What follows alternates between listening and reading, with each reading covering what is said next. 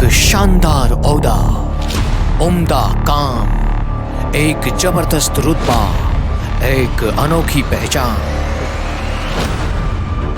आपके पास भी है। इन सभी पदों को प्राप्त करने का एक सुनहरा अवसर, जिसमें आपको मिलते हैं सीबीआई, इनकम टैक्स मंत्रालय जैसे बेहद ही शानदार पद। आप सभी को एसएससी सीजीएल में 100% सिलेक्शन दिलाने का संकल्प लिए हम लेकर आए हैं आप सभी के लिए संकल्प बैच, जिसमें आपकी सभी क्लासेस एकदम बेसिक से चल रही हैं। तो बिना देरी किए आज ही ज्वाइन करें एसएससी मेकर का संकल्प बैच और दे अपने सपनों को एक नई उड़ान। अधिक जानकारी के लिए डाउनलोड करिए एसएससी मेकर ऐप और दिए गए नंबर पे कॉल करें। हेलो साथियों, मैं आनंद भाट स्वागत करता हूं आपका इस एसएससी मेकर के खूबसूरत परिवार में। भाई सबका बहुत बहुत स्वागत है। जय हिंद, गुड इवनिंग, राधे राधे, हर हर महादेव। भाई क्या हाल चाल है? उम्मीद करें कि आप लोग बहुत अच्छे होंगे और आज की जो क्लास है अपने आप में सुपर सुपर होने वाली है, क्योंकि आज का जो टॉपिक है ना अपने आप में बेहतरीन नहीं है, बहुत ही कॉन्सेप्चुअल है और समझने की कोशिश करने वाला है। और इससे पहले हम आपको यह भी बताना चाहते हैं कि आप सब वही हैं जो वक्त से लड़कर नसीब को बदल देते हैं। आप सब वही हैं जो वक्त से लड़कर नसीब बदल देते हैं। आप वही इंसान हैं जो अपनी तकदीर बदल देते हैं। कल क्या होगा ये मत सोचिए, कल क्या होगा ये मत सोचिए, क्या पता कल वक्त खुद अपनी तस्वीर बदल दे। तो आपके जेहन में जो सपना है उस सपने को हकीकत में पूरा करने के लिए एसएससी मेकर की टीम पूरे जी जान से लगी हुई है। आज उसी कड़ी में हम आपके सामने डिस्कस करेंगे लैटिट्यूड और लॉन्गिट्यूड। क्या होता है लैटिट्यूड और लॉन्गिट्यूड? यहां पर आपको दो इमेजेस नजर आ रहे होंगे, ठीक है। पहले हम लोग को यह समझना होगा कि लैटिट्यूड और लॉन्गिट्यूड है क्या, ठीक है। अब उसके पहले हम आपसे यहां पे डिस्कस करेंगे कि जैसे लैटिट्यूड बिल्कुल, और फिर हमारा है लॉन्गिट्यूड। सभी लोग का स्वागत है। लॉन्गिट्यूड, लैटिट्यूड को हम अक्षांश बोलते हैं, याद रखना है, और लॉन्गिट्यूड को हम देशांतर बोलते हैं। अब अगर हम लैटिट्यूड जिसे हम अक्षांश बोलते हैं, अब ये आपकी कुछ काल्पनिक रेखाएं, ध्यान देना है, ये दोनों की दोनों कैसी रेखाएं हैं? तो काल्पनिक हैं। ये काल्पनिक क्या होता है? काल्पनिक का मतलब होता है इमेजिनरी, अर्थात ये वास्तविक रेखाएं नहीं है। अब अगर हम बात करें कि कैसे, तो इस तरीके से ये जब आपका ग्लोब बनता है, ध्यान दीजिएगा, जब ये ग्लोब बनता है तो इस ग्लोब पे कई सारी रेखाएं खींची गई होती है। इस तरीके से आपको रेखाएं आप लोग को दिखती है ना। तो ये रेखाएं आपको दिख रही हैं। कुछ रेखाएं आपकी ऐसी होती है, इस तरीके से होती है। तो ये जो इस तरीके से रेखाएं खींची गई हैं, ये आपकी काल्पनिक रेखाएं। ऐसा नहीं है कि कोई आप में से मतलब कि मार्कर लेके पहुंच गया है ना, पृथ्वी के ऊपर ऐसे गोल गोल घूम के यानी कि रेखाएं खींच रहा, ऐसा कुछ नहीं है व्यवस्था। ये सारी की सारी काल्पनिक रेखाएं हैं। तो आप जरा कमेंट करके बताइए, जब ये काल्पनिक रेखाएं हमारी खींची गई हैं यहां पर, तो यहां पे अगर ये अर्थ है, क्या है जी? ये अर्थ है, बिल्कुल सही। अर्थ का मतलब पृथ्वी है। तो जब ये अर्थ है यानी पृथ्वी है, तो ये रेखाएं अगर खींची गई हैं तो पृथ्वी हमारा घूर्णन कर रही है, यानी कि रोटेट कर रही है। तो पृथ्वी किधर से आपका घूर्णन कर रही है? मतलब इसका जो घूर्णन है जिसको हम रोटेशन बोलते हैं। क्या बोलते हैं? रोटेशन। आपको बताना है ये रोटेशन किधर से किधर की ओर है। क्या ये पूरब से पश्चिम है, पश्चिम से उत्तर है, उत्तर से दक्षिण है? तो बिल्कुल सही आप लोग जा रहे हो, है ना। बहुत बढ़िया, बहुत बढ़िया, सही जा रहे हो। यहां पे अगर हम बात करें तो ये जो घूर्णन हो रहा है ये आपका वेस्ट टू ईस्ट है। कैसे है? पश्चिम से पूर्व है, याद रखिएगा, पश्चिम से पूर्व है। और यही कारण है कि जब ये रोटेशन पश्चिम से पूर्व है तो जो पृथ्वी पर सूर्य का उदय होता है वो हमें ईस्ट की ओर से नजर आता है। याद रखिए, यही कारण है कि जो sun rises on the east, अगर हम बात करें सनराइजेस इन द ईस्ट, आखिर ये क्यों हम लोग बोलते हैं? ये इसलिए बोलते हैं कि ये पृथ्वी के घूर्णन से डिपेंड करता है, यह पृथ्वी के घूर्णन पर निर्भर है। आगे थोड़ा सा और हम यहां पे जाएं तो अब यहां पर जो हमने आपको पीछे डायग्राम में बताया है वो यहां पर आपको स्पष्ट नजर आ रहा होगा। कैसे नजर आ रहा है, जरा आप यहां पे देखिए। देखिए यहां पे आपको नजर आ रहा है, ये आपका लिखा है इक्वेटर। इक्वेटर को हम अगर कहें तो भूमध्य रेखा बोलते हैं, या इसी को विषुवत रेखा भी बोलते हैं। अंग्रेजी में इक्वेटर कहते हैं, हिंदी में इसको भूमध्य या विषुवत रेखा कहते हैं। इसी तरीके से आपका ऊपर अगर हम जाते हैं तो 23.5 डिग्री और नीचे 23.5 डिग्री है। अब यहां पर आपको केवल लाइनें दे रखी हैं। अब इन लाइनों में डायरेक्शन नहीं है, यानी ना तो इधर से है ना तो इधर से है। तो एक प्रश्न उठता है कि ये जब लाइनें हैं तो कहीं ना कहीं से तो खींची गई हैं, यानी कुछ तो ऐसा है कि जब आपकी ये लाइनें खींची गई हैं कोई तो होगा ना डायरेक्शन का मेजर, या किधर से किधर खींचा गया। परेशान नहीं होना है, एमसीक्यू भी होना है, क्वेश्चन भी होना है, लेकिन यहां पर हम थ्योरी थोड़ा सा आपको जानकारी देंगे। यदि आपको लगता है कि सर हमको और अच्छे से समझना है, डीप में समझना है, तो इसके लिए आप हमारे पेड क्लास को ज्वाइन कर सकते हैं। बिल्कुल सही सुन रहे हैं, पेड क्लास को, अर्थात आप कोई भी बैच ज्वाइन कर सकते हैं, चाहे वो संकल्प हो चाहे टारगेट हो, है ना, कोई भी बैच आप लोग ज्वाइन कीजिए।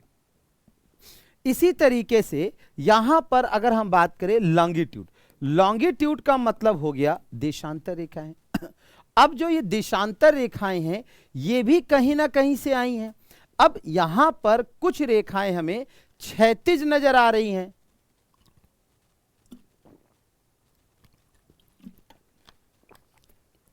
यहां पर ये अगर हम बात करें तो ये लैटिट्यूड है जिसे कि हम अक्षांश कहते हैं, और यहां पे लॉन्गिट्यूड है जिसे हम देशांतर कहते हैं। तो जब ये रेखाएं हैं तो एक रेखा आप देख रहे हो कि ऐसे जा रही, सीधी जा रही है, यानी कि पैरेलल है, और दूसरी रेखा जो है वो लॉन्गिट्यूड है, यानी कि लंबवत है। अब अगर ये एक पैरेलल है और दूसरा लॉन्गिट्यूड है, इसका मतलब ये है कि ये आपको समांतर है, और समांतर को दूसरे शब्दों में हम क्षैतिज कह सकते हैं, और तीसरे शब्दों में इसे हॉरिजॉन्टल कह सकते हैं। इसका अर्थ ये हुआ कि जो अक्षांश रेखाएं हैं उन्हें हम समांतर रेखा, क्षैतिज रेखा या हॉरिजॉन्टल रेखा के नाम से भी जानते हैं।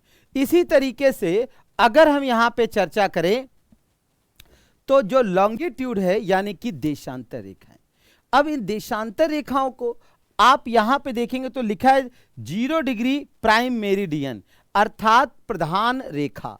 हिंदी में अगर हम इसको कहें तो प्रधान रेखा है, प्रधान रेखा। इसका मतलब यह हुआ जो रेखाएं लंबवत हैं, यानी कि ये रेखाएं कैसी हैं, तो ये रेखाएं आपकी लंबवत हैं, और लंबवत होने के साथ ही ये रेखाएं कैसी हैं आपकी, लंबवत तो है ही, और ये रेखाएं ऊर्ध्वाधर हैं, ऊर्ध्वाधर भी हैं। क्या है आपकी, ऊर्ध्वाधर। तो या तो आप इन्हें लंबवत कह लो, या तो ऊर्ध्वाधर कह लो, या फिर आप इन्हें देशांतर कह लो, या अंग्रेजी में इन्हें लॉन्गिट्यूड कह लो। तो आपको जो समझ में आए आप वो कह सकते हो। तो एक प्रश्न आपका क्लियर हुआ कि नहीं?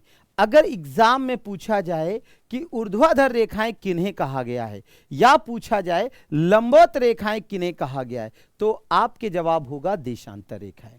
इसी तरीके से अगर आपसे पूछा जाए कि समांतर रेखा किसे कहा गया है, क्षैतिज रेखा किसे कहा गया है, तो आपका आंसर क्या होगा, अक्षांश रेखा। बताइए समझ में आया?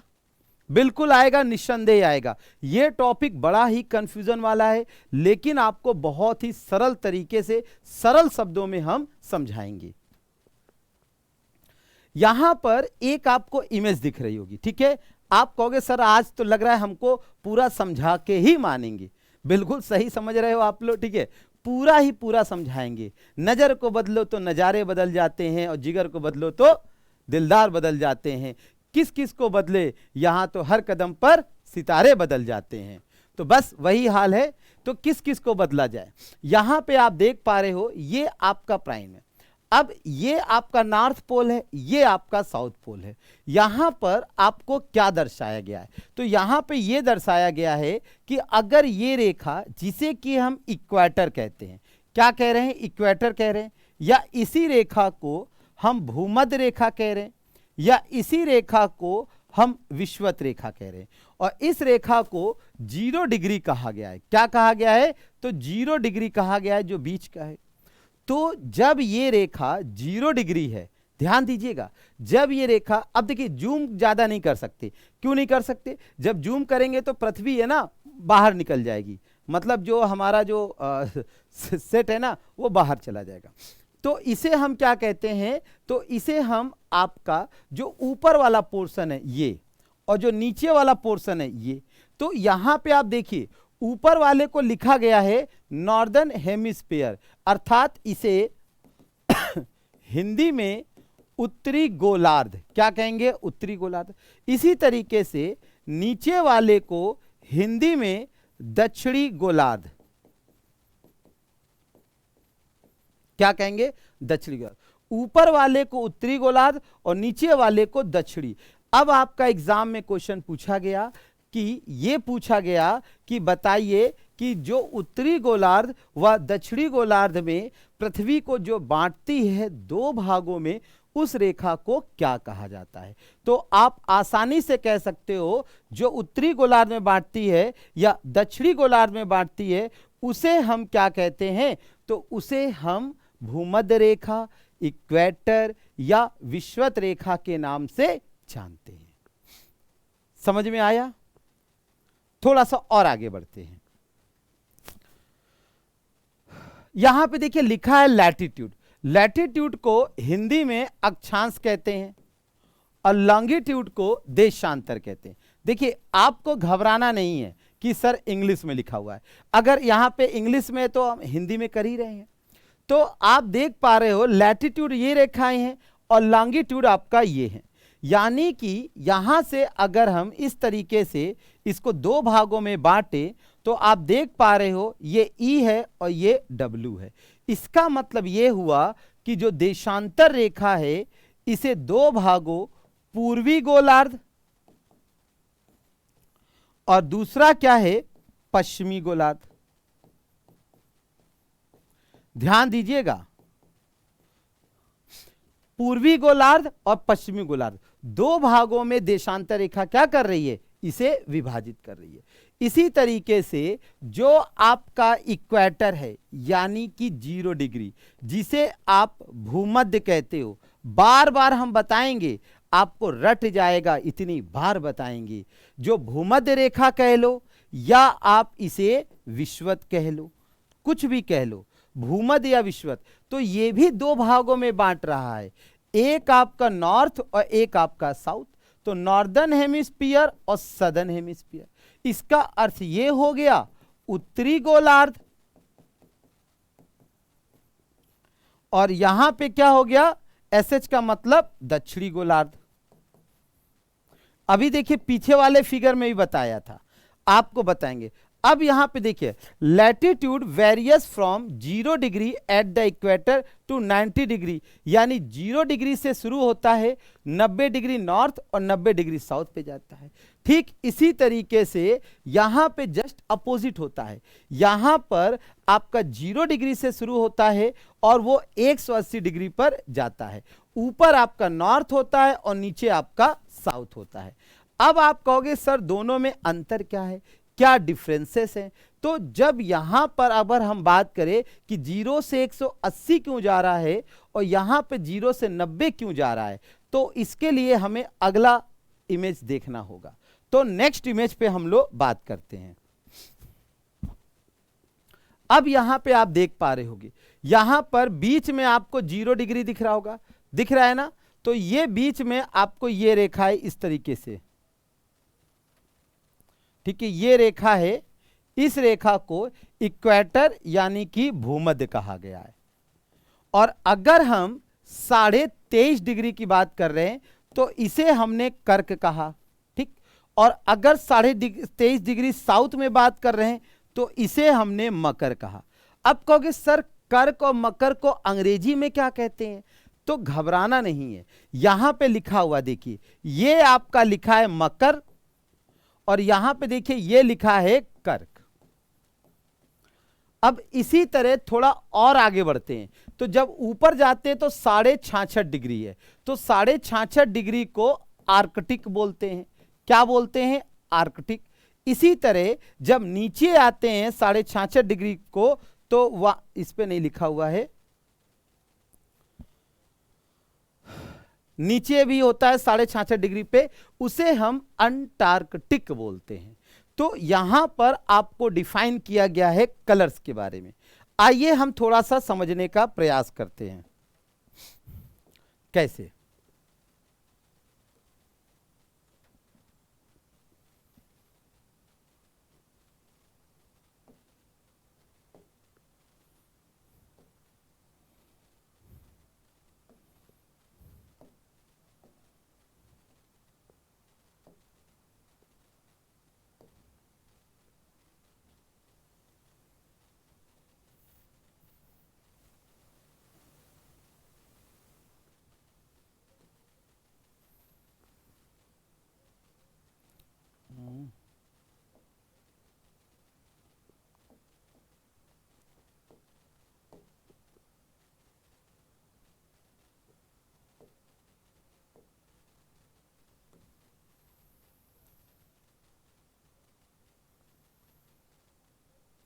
ठीक है,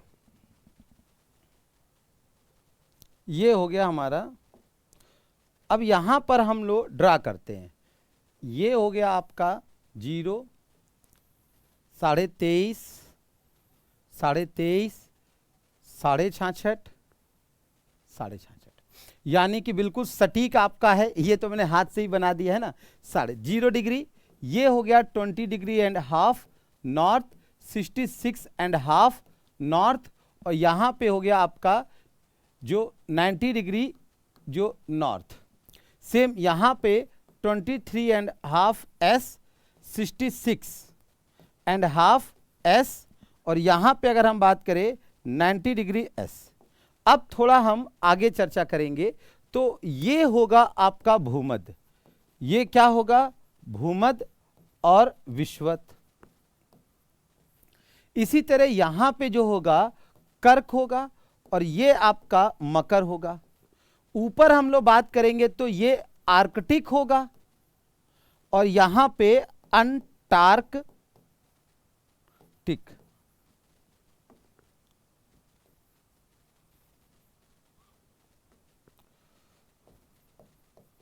अंटार्कटिक।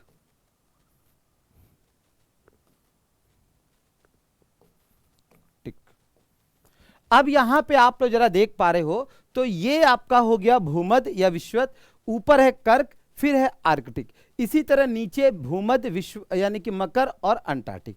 अब आप ये बताइए कि अगर यहां पे हम चर्चा कर रहे हैं, ठीक है, तो जैसे 0 के ऊपर जा रहे हैं, 0 के नीचे आ रहे हैं, तो यहां पर है, तो कर्क को अंग्रेजी में क्या कहते हैं, तो अभी आपने पढ़ा था कि कर्क को हम कैंसर कहते हैं और कैप्रिकॉर्न को हम लोग मकर कहते हैं। तो अब आप ये बताइए कि जैसे कि ये आपका 20 से डिवाइड कर दिया गया, ठीक है, तो जब 20 से डिवाइड कर दिया गया तो एक सेक्शन यानी कि ये वाला, ये क्या कहलाएगा, और ये दूसरा सेक्शन ये क्या कहलाएगा। अभी आप लोगों ने पढ़ा है, ध्यान दीजिए, अभी आपने पढ़ा है, तो ये आपका कहलाएगा नॉर्दर्न हेमिस्फीयर। अब आप कहोगे सर नॉर्दर्न हेमिस्फीयर का मतलब, तो भैया उत्तरी गोलार्ध। क्या कहलाएगा, उत्तरी गोलार्ध, और इसका अर्थ हो जाएगा सदर्न हेमिस्फीयर, यानी कि जिसको हिंदी में हम कहेंगे दक्षिणी गोलार्ध। क्या कहेंगे, दक्षिणी गोलार्ध। तो एक हो गया उत्तरी गोलार्ध, एक हो गया दक्षिणी गोलार्ध। तो आपके एग्जाम में क्वेश्चन बनता है कि बताइए कर्क रेखा किस गोलार्ध में पाई जाती है, तो आपका उत्तरी गोलार्ध। जो मकर रेखा किस गोलार्ध में होती है, तो दक्षिणी गोलार्ध। फिर आपका ये भी क्वेश्चन बनता है कि इन रेखाओं का जो आकार है वो कैसा है। तो आप देख पा रहे हो ये रेखाएं जो हैं आपको सीधी दिख रही हैं पर सीधी होती नहीं है। जैसे कि आपका संतरा होता है ना, तो संतरा इस तरह हो गया और गोल गोल काटो। जब गोल गोल आप इस तरह छल्ले जैसे काटोगे, जैसे कि आपका प्याज, तो जब प्याज को जैसे काटोगे तो ये एक वृत्त बनाती है, यानी कि सर्कल बनाती है। अच्छा ये बताइए, क्या इन रेखाओं की जो लंबाइयां हैं वो आपको समान दिख रही हैं? तो नहीं, ये आपको सबसे बड़ी दिख रही है और ऊपर जैसे जैसे रेखाएं जा रही हैं तो ये आपकी रेखाएं घटती जा रही हैं, यानी लंबाइयां इनकी कम होती जा रही हैं। तो आप कह सकते हो कि अक्षांश रेखाएं जैसे जैसे यानी ध्रुवों की ओर बढ़ती है इनकी लंबाई घटती जाती है। ध्यान दीजिएगा, जब अक्षांश रेखाओं की लंबाई यानी ध्रुवों की ओर बढ़ने पर घटेगी, और जब अगर हम ध्रुव से भूमध्य रेखा की ओर बढ़ेंगे तो बढ़ेगी। कंफ्यूज हो गए? फिर समझो, भूमध्य रेखा से ध्रुवों की ओर जाएंगे तो कम हो रहा है, लेकिन ध्रुव से भूमध्य रेखा की ओर जा रहे हैं तो बढ़ रहा है। देखो ध्रुव ये है, अरे ध्रुव का मतलब इसे हम इस तरीके से ध्रुव कहते हैं, अंग्रेजी में भाई साउथ पोल कहते हैं, ठीक है। इसी तरीके से एन का मतलब होता है नॉर्थ पोल। क्या होता है? तो नॉर्थ पोल, ठीक है। आगे अब इन रेखाओं के बीच की दूरी भी आपसे पूछी जाती है ना, तो ये सारे क्वेश्चन आपसे किए जाते हैं। अब प्रश्न ये होता है कि आखिर इन क्वेश्चन को करे कैसे। यहां पे सिर्फ हमने आपको एक ही बताया है, यानी अक्षांश रेखा के बारे में। इसी तरीके से देशांतर रेखाओं के बारे में भी हमको समझना होगा। अच्छा, ये रेखाएं आखिर हमको लाभ क्या देती हैं? एक प्रश्न उठता है ना कि अगर ये खींची गई हैं, कुछ भी की गई हैं, तो फायदा क्या है? क्या ऐसे ही फर्जी में? तो नहीं, फर्जी में नहीं। क्या फायदा है कि जो ये अक्षांश रेखाएं हैं, इन रेखाओं की मदद से हम यह जानते हैं कि कोई स्थान ऊपर है या कोई स्थान नीचे है। यानी हमको यह पता चलेगा कि कोई स्थान उत्तरी गोलार्ध में है या कोई स्थान दक्षिणी गोलार्ध में। समझ में आया? तो हमें यह पता चल जाता है कि कोई स्थान उत्तरी गोलार्ध में है या कोई स्थान दक्षिणी गोलार्ध में। समझ में आ गया? आगे बढ़ा जाए। चलिए अब हम लोग क्या है कि क्वेश्चन करेंगे, ठीक है। हाँ, अगर ज्यादा डिटेल पढ़ना है तो भाई कोर्स लेना पड़ेगा, ठीक है।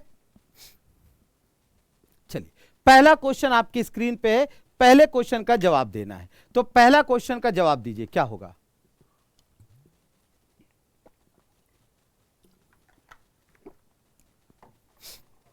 बिल्कुल, भूमध्य रेखा से उत्तर या दक्षिण किसी दिए गए स्थान की कोणीय दूरी को क्या कहते हैं? जैसे आपसे अगर हम बात करें, इस तरीके से आपका ग्लोब है, ये आपका भूमध्य रेखा है यानी कि 0 डिग्री।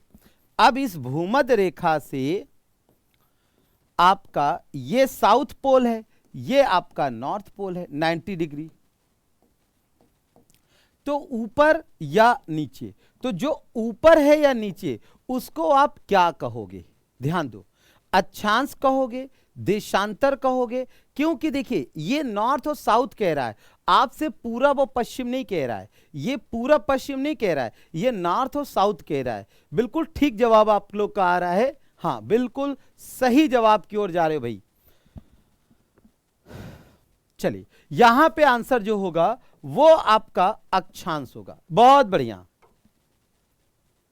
तो भाई हाँ, एक बार लाइक करना बनता है ना, एक बार लाइक करना बनता है। चलिए अगले क्वेश्चन की ओर बात करते हैं। सेकंड क्वेश्चन, निम्नलिखित में से कौन सा वृहत वृत्त यानी ग्रेट सर्किल का उदाहरण है? आपसे क्वेश्चन कह रहा है कि सबसे बड़ा वृत्त कौन सा होगा, यानी कि वृत्त का मतलब जैसे कि ये आपका हो गया, तो यहां पर जैसे इस तरीके से है, तो सबसे लंबी रेखा कौन सी होगी? आप बताइए सबसे लंबी रेखा कौन सी है? सबसे लंबी रेखा यहां पे कौन सी है भाई? अगर सबसे लंबी रेखा के बारे में अगर पूछा जाए तो आपने अभी पढ़ा कि सबसे लंबी रेखा जो है वो आपकी कौन सी है? तो इक्वेटर है, यानी कि भूमध्य रेखा है। तो सी आपका राइट ऑप्शन। सी आपका राइट ऑप्शन हो जाएगा। चलिए तीसरे क्वेश्चन पे हम लोग बात करते हैं। तीसरा क्वेश्चन, ट्रॉपिक ऑफ कैंसर निम्न में से क्या है? यानी ट्रॉपिक ऑफ कैंसर निम्न में से क्या है? अभी आपने पढ़ा है बिल्कुल रिसेंटली। तो ट्रॉपिक ऑफ कैंसर क्या है? 23.5 डिग्री दक्षिणी अक्षांश से या 23.5 डिग्री उत्तरी अक्षांश से। क्योंकि आपने जब पढ़ा है तो ये हो नहीं सकता, ये हो नहीं सकता, अब इन दोनों में होगा। अब इस तरीके से अगर हम ग्लोब बना लें तो यहां पर एक है, यहां पर, तो जो आपका ट्रॉपिक ऑफ कैंसर कहां है? तो ट्रॉपिक ऑफ कैंसर आपका ऊपर पड़ता है। ऊपर का मतलब नॉर्थ में, और यहां पे आंसर नॉर्थ कहां दे रखा है? बिल्कुल। तो इसका जो सही आंसर है, बिल्कुल सही आप लोग जा रहे हो मेरे यारो, यानी कि डी। चलिए नेक्स्ट है, क्या कह रहा है? ध्रुवों की तरफ जाने पर, अगर हम पोल्स है ना, तो ध्रुवों की तरफ जाने पर अक्षांश रेखाओं के व्यास की प्रकृति कैसी होती है? आपको बताना है कि अगर हम ध्रुवों की ओर जा रहे हैं तो अक्षांश रेखाओं के व्यास की प्रकृति कैसी होगी? यह स्थिर रहता है, घटता है, बढ़ता है, पहले घटता है और पुनः बढ़ता है। अभी हमने आपको बताया कि इस तरीके से है आपका, यहां पे आपका इक्वेटर है और ये आपका नॉर्थ है और ये आपका साउथ है। तो ध्यान कीजिए, जब हम ऊपर की ओर जा रहे हो या नीचे की ओर जा रहे हो तो बताइए क्या होगा? अभी आपने पढ़ा था कि जैसे जैसे ऊपर की ओर जाएंगे यानी ये रेखाएं आपकी कैसी होती जाएंगी? छोटी होती जा रही हैं। देखिए रेखाएं कैसी होती जा रही?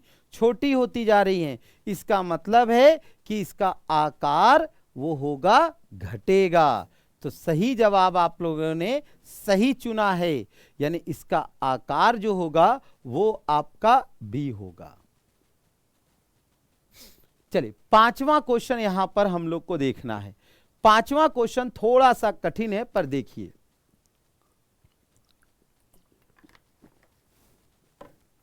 हम यहां पर भूमध्य रेखा को समझने का प्रयास करते हैं। देखिए भूमध्य रेखा का मतलब 0 डिग्री। क्या है? 0 डिग्री, यानी ए का 0 डिग्री कहीं दे रखा है, ए का 0 डिग्री। तो आप देखिए पहला 66 है, दूसरा 66 उत्तर है, तीसरा 0 डिग्री है, यानी कि ए का 3। तो ए का 3 कहां पे हो रहा है? यहां पर। ए का 3 कहां पे हो रहा है? देखिए ए का 3। अगर आपको नहीं समझ में आ रहा तो वैसे, जैसे कर्क रेखा है, तो कर्क रेखा आप लोग को पता ही है 23.5 डिग्री नॉर्थ। तो कर्क रेखा यानी बी, बी जो है 23.5 डिग्री उत्तर, यानी कि चौथा ऑप्शन होना चाहिए। तो बी का 4, तो ए का 3, बी का 4, यही आ रहा है आंसर। तो सही आंसर क्या हो जाएगा? बी। चलो छठा क्वेश्चन देखते हैं भाई, क्या कह रहा है छठा? धरातल पर 1 डिग्री अक्षांश की दूरी निम्न में से किसके बराबर होती है? अब ध्यान दीजिए, ये आपको हमने नहीं बताया। क्यों नहीं बताया? सब यही बता देंगे तो पेड में क्या बताएंगे, है ना? जो पैसा देके पढ़ते हैं उनको क्या बताएंगे?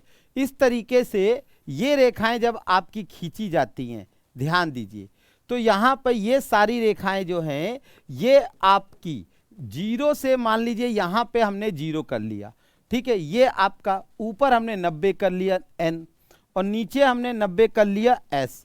तो ये जब ऊपर नीचे जाती हैं 0 डिग्री पर, तो ये सभी रेखाएं जो हैं, ध्यान दीजिए, एक निश्चित दूरी पर हैं। सभी रेखाएं क्या हैं? एक निश्चित दूरी पर हैं। यानी कि अगर ऊपर अगर हम देखें तो 90 रेखाएं, नीचे देखो तो 90, है ना? तो टोटल अगर हम बात करें तो इनकी बात, जैसे कि 90 90 कितना हो गया?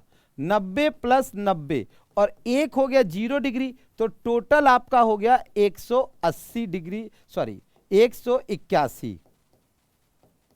परंतु यहां पे जब अक्षांश की बात करेंगे तो अक्षांश हो जाएंगे 179, याद रखिएगा। अब इसी तरीके से जब ऊपर है तो इनके बीच की दूरी होती है वो आपकी इक्वल होती है, आपका आंसर ए होगा।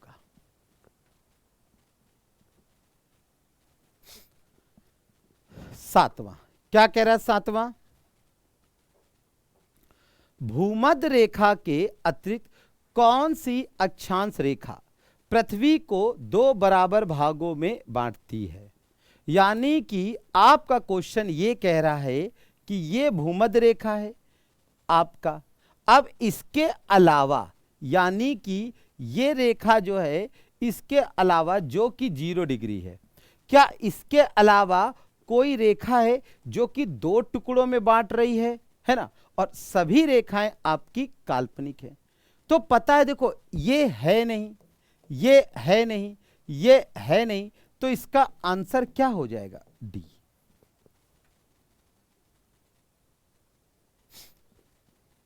क्वेश्चन नंबर 8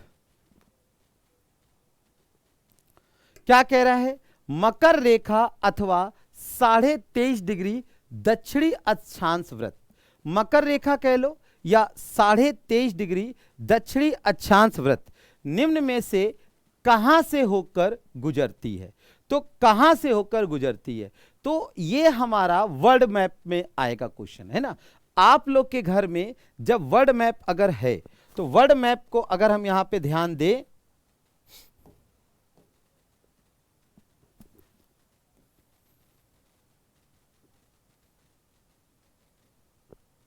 इस तरीके से,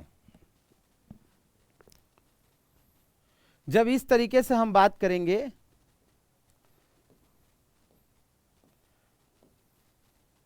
है ना,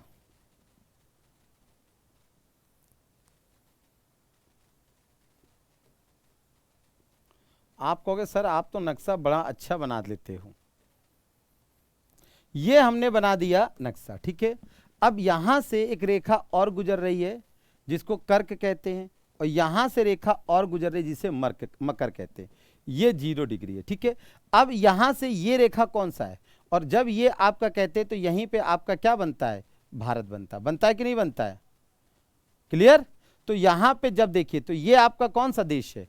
तो ये आपका ऑस्ट्रेलिया है। तो सही आंसर क्या हो जाएगा? ऑस्ट्रेलिया। क्या हो जाएगा जी? ऑस्ट्रेलिया। अब आपके लिए देखिए, अगर आपको सिलेक्शन पाना है तो सिलेक्शन तभी हो सकता है जब आपके पास हथियार हो। कहने का मतलब है जब आप लड़ाई में जीतना चाहते हैं तो कैसे जीतोगे? तो वो जीत के लिए आपको औजार चाहिए। इसीलिए हम आपके लिए लेकर आए हैं ये आपका यूपी स्पेशल का री एग्जाम का। ये देखिए, ये किताब कोई महंगी नहीं है। अगर आपका सपना है कि भाई वर्दी पहने, है ना, अपने माँ बाप का ख्वाब पूरा करे, तो फिर इंतजार किस बात की है? मत कीजिए लड़कियों पे लड़कों पे खर्च 100-200 रुपए पिक्चर मूवी जाने पे। लीजिए आज ही अपना हथियार और हो जाइए युद्ध के लिए तैयार। जीत होगी आपकी ताकि आप पहुंचे बुलंदियों पर। क्वेश्चन नंबर 9 क्या कह रहा है? वह काल्पनिक रेखा जो पृथ्वी को 2 भागों में बांटती है क्या कहलाती है? आपको बताना भाई क्या है वो।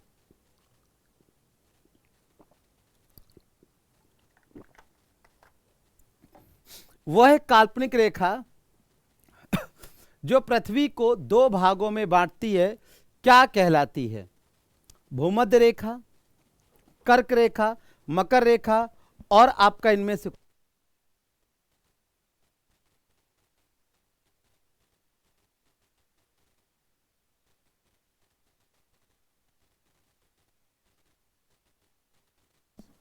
चलिए, वह काल्पनिक रेखा जो पृथ्वी को 2 भागों में बांटती है क्या कहलाती है?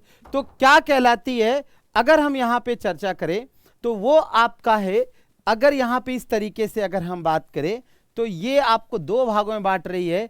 ए आपका राइट ऑप्शन हो जाएगा, ए आपका राइट ऑप्शन हो जाएगा, ठीक है। हाँ, ए आपका राइट ऑप्शन हो जाएगा। क्वेश्चन नंबर 10 आपकी स्क्रीन पर है, और यहां पे अगर हम चर्चा करें तो 10वें क्वेश्चन का आंसर क्या होगा आपको जवाब देना है, ठीक है। बिल्कुल। अच्छा, ये आपको समझ में आया है कि नहीं आया?